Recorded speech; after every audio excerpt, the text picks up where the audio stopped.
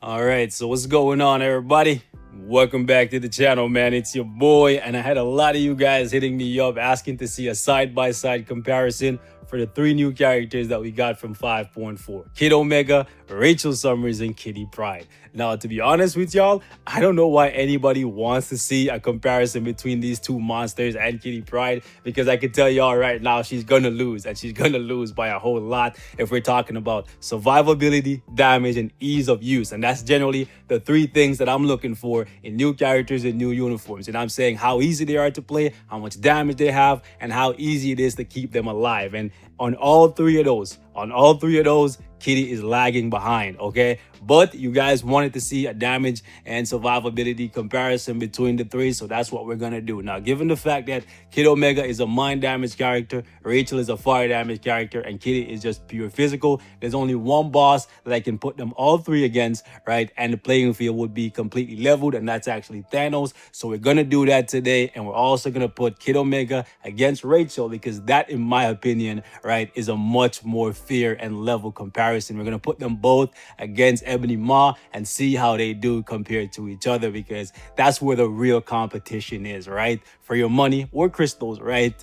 It's Rachel and Kid Omega. Now, in my opinion, you definitely want to go with Rachel just because of the striker deal, right? She pops in so frequent, and mind control is the boss for you in War Boss Ultimate. But Kid Omega is no slouch. This kid has amazing damage. He's fun, safe, and easy to use. He's just overall a badass character, so you can't go wrong picking either of these two. But Kitty Pryde, you can definitely, definitely go wrong by picking her over either of these two, because all she's really offering you is a leadership, and that's it. She's fun to play-ish, kind of, sort of. It's nice to watch her fly around, but it's not nice to watch her die on you, and believe me, she's gonna die on you a whole lot. Anyways, in terms of the build, hasn't really changed much since the last video. I'll leave that to the end to show you guys. But that being said, man, let's jump right into it. What we're gonna do right here is just stage 10 Thanos, and we're gonna use them with the exact same team setup. We're gonna start off with Kitty. Now, what we're gonna do here is go like this, simply because she has a better leadership than Nick Fury, and we're not gonna use the Fury buff in this fight anyways. And the reason why we're using this team in particular is simply because I don't want any of them to be guard broken, and Nick Fury is gonna offer the super armor to all three of these guys. Okay, so that being said, man, let's jump right into it. And the goal here is just to bring the Mad Titan down to 11 bars as quickly as possible using all three of these guys. All right, so first up, Kitty Pryde. Let's see what she can do for us, and let's see what her survivability looks like in comparison to the others, right? Because that's also being accounted for in this comparison here, boys. How much HP she has left at the end of this is also going to factor in when we're talking about where she ranks amongst the other two. And okay, nice. Got that phase transition. I guess the good thing about all this is all three of these guys, right, their defense down doesn't apply on War Boss Ultimate, so I don't have to worry about one having an edge over the other when it comes to the defense down thing, right? That's the only good thing about this. I don't know why the defense down didn't apply for them, but it is what it is. I wanted to open with the 3. Please, not, okay. I was going to say not in the tornado. It would have been cool if they made it so that you could control a couple of your iframes, right? Kind of like Iron Man's old third skill, where you could just jet around. And we're going to have to tag here just to make sure we don't get caught up in that, because I can't trust Shuri to outrun that. And my proc was a little bit off there, so that kind of sucks. Okay. And okay, we got a better proc this time. That was a lot more damage. And because he's still attacking, because of the damn summon, she basically almost got one-shotted. Survivability, that's a dud. Anyways, a minute 30 and she got clapped. Let's move on. This is why I said she was definitely gonna lag behind, so I don't know why any of you guys wanted to see a comparison here, right? And I guess, you know what, since we use their leadership, let's actually not use any leadership besides what they get, right? So I guess this would make it fair for everyone, right? So we're gonna just use her bad leadership, right? So maybe we'll level out where it takes about the same amount of time to bring Thanos down to 11 bars that way. Now, I know some of you guys are going to say, oh, this is not a fair comparison anymore because Kitty has that 50% all attack leadership, and she has a mind resist leadership, which is not being beneficial to her at all. But this is not going to be a fair comparison, and it never would have been, because Kitty doesn't have mind control or paralysis, right? Kitty doesn't have a heal. So yeah, there's a lot that would have thrown off this thing. And also Rachel's cooldown times are incredibly long, right? So there was really no way to make this a fair comparison. But at least this way we can look at their base kit and just hold up, see how much damage they have using the same exact setup, and ultimately what their survivability looks like at the end of this. You know what, let's do it the same way we did last time. Let's actually tag, and we're gonna just tag here again because we did 2 tags, and then we're just gonna tag again, and then we're gonna go 4 cancel. Ooh, I missed 1 proc. I did miss a proc with Kitty as well. Okay, where you going, big guy? Now we just gotta go 4 cancel 5. So it looks like it's gonna be close to what we got with Kitty.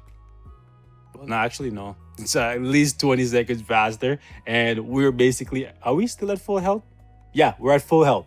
Right? So yeah, even with that 50%, 55% all attack lead, right, it's still not enough to beat out Rachel, right? And Rachel was just a lot safer. Then we got the kid. He's coming in with 40% mind damage. So that's something for you guys to keep in mind. Let's see how he stacks up compared to Rachel. And one good thing about the kid is he can actually delay Thanos by paralyzing him. So that's going to be pretty cool here.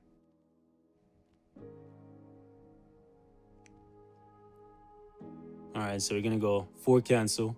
Wow, that's crazy. We caught him before he could actually finish his jump. I didn't even finish my sentence, bro. That's funny. We got him before he even got off a single attack. All right, we're gonna go 5, cancel 4, and then we're gonna go 2, then 1, then 3, and then just chill.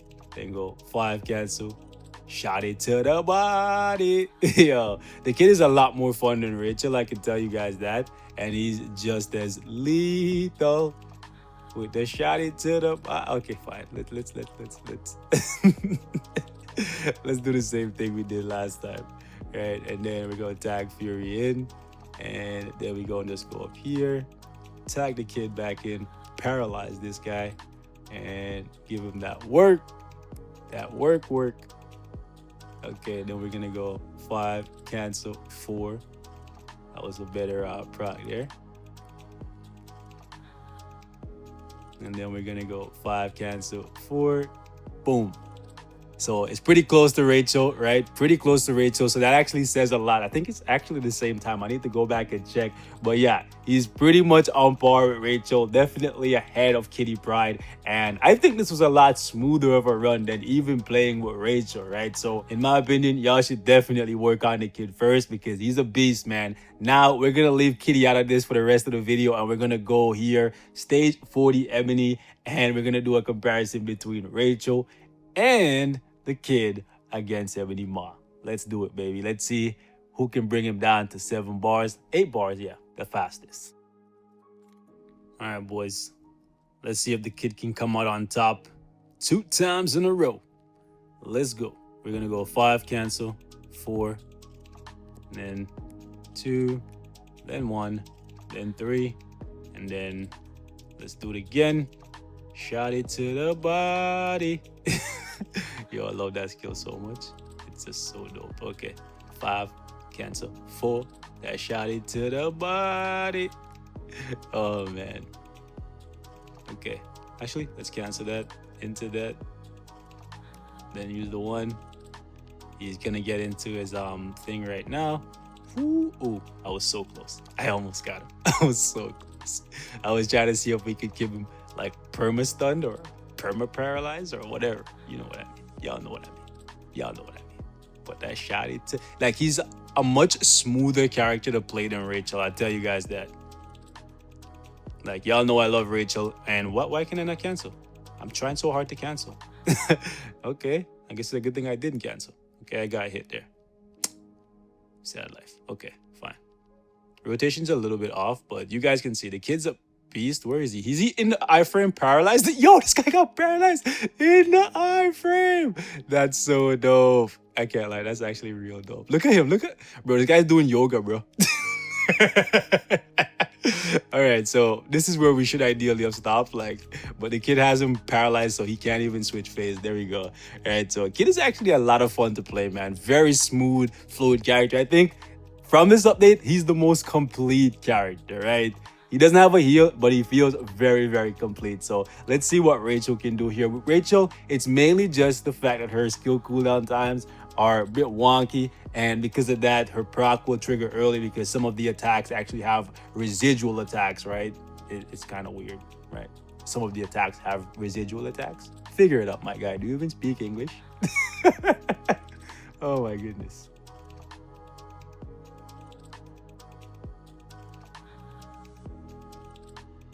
All right, boys, let's do this. Let's see how long it takes Rachel to get this guy down into his next phase. Now, my next proc is definitely going to be off. I thought it was going to be. See, it's really hard to be consistent with her. I'm not gonna lie and sugarcoat it, right? But ooh, we were so close to getting like 3 5th skill with the proc in a row. And nah, man, the residual like damage from some of the skills just, I don't know, it makes it really, really hard to like be consistently landing the proc on the 5th skill. But what you could do is just like forego that and try to proc on the 5 and then try to proc on the 4 for the following rotation. All right. But you can see the damage is looking a little bit different than with the kid, and it comes down to not being able to hit the proc consistently on the right skill.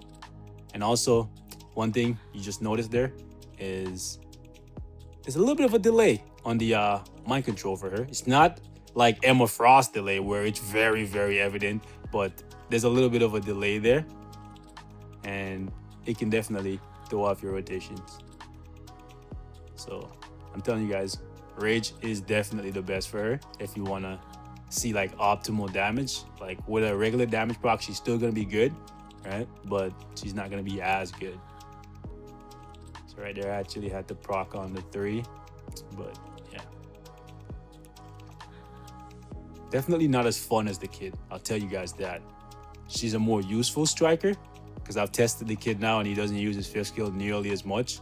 Like rarely ever does he use it, but he does use it, right? But I think Rachel as a striker is just amazing. And as a character, she's really, really good too. Like I know a couple of you guys think I'm boosting her, but I have no reason to boost her, right? I have no reason to boost her. Like she's definitely better than Kitty. I'll tell you guys that. And I'll show it to you in a sec. Let me just, really? My 5th skill got canceled, right? One thing about her is against Ebony Maw, you gotta be careful. You always want to make sure you mind control this fool before you use your 5th skill, because your 5th skill, even though she flies into the air, it's not an iframe. So he can trigger an iframe and throw off that skill. All right. Let's go 5-4. And he iframed. Well, not iframed. He went into his face. So you can see for yourself, there's clearly a winner here in terms of ease of use, survivability, and damage. It's Kid Omega for me with a regular damage proc. With a CTP of Rage, might be different. Like we probably will be doing a comparison between these two at level 70 with a CTP of Rage compared to a CTP of Energy, because I think the CTP of Energy is the best for him. But you could rock with a CTP of Destruction. But instead of doing that, I would ideally say go with something like this. I rolled something like this for him. Not something like this. I rolled this particular obelisk for him. And I think it's perfect if you don't have a CTP of Destruction, because you get the immunity to guard break and you get a damage block. Still need to re-roll this, right? But anyways, boys, yeah. This is probably the best thing for the kid if you don't have a CTP of Energy. The mind damage is really good. Or if you want to, right, you can go crit damage, mind damage, 200. That'd be dope, because then you get some crit damage, because as you can see right here, we're missing a good bit. So 30%, well, 29%. So yeah. Anyways, boys, this is the build for all of these guys. I'm going to show it to y'all real quickly. Another reason why he may have won here is probably because he has a slightly better bonus than these guys, 2% more, right? I'll show you guys not Emma Frost. We'll show you guys right here. So they have 20, he has 22, but she has a 160 proc. I really think the reason why she lost is simply because the cooldown times are just so long and you can't be consistently landing the proc on the 5th skill for her. If it wasn't so long, she probably would be on par with him, even with such a bad leadership. So keep that in mind. But I wanted to show you guys how they do compared to each other, right? So we got Uru's on her, and you can see for yourself the stat page. She has a little bit more crit damage than he does, man. But then we got Kitty here. Kitty has, I would say, the worst build out of the lot, but yeah, she has guaranteed crit, so that definitely helps a lot. You guys know guaranteed crit as a part of your tier 2 passive is actually pretty good, but she has a pretty low damage proc, 20% less than the others, right? But more than anything else, my problem with Kitty Pryde isn't necessarily damage, it's just her survivability. And on that front, compared to these other 2 characters, man, she's losing by a long shot, right? And if a character can't stay alive, it doesn't matter how much damage they can do, because oftentimes they're gonna die before they can do anything. Like, seriously.